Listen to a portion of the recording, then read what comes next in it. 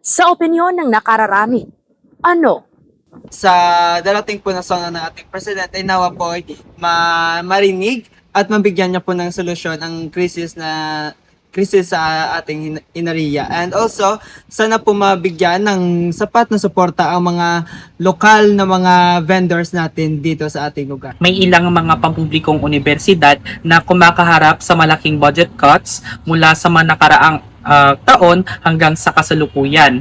Ninanais sana natin na marinig sa sona ng Pangulo na magkaroon ng pagpapaunlad sa sektor ng edukasyon.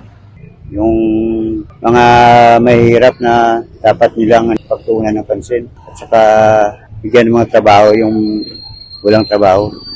Yung mahal po ang lahat tulad ng mga bibilin. Yun sana ma-recover tayong lahat. Sana maging mura yung mga bilihin.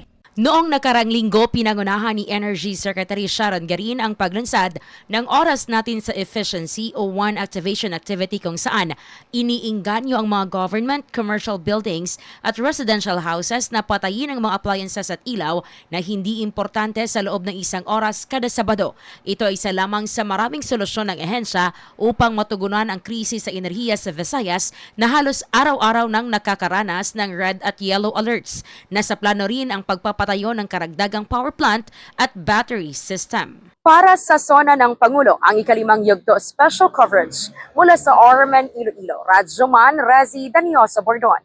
Tatak, Ormen.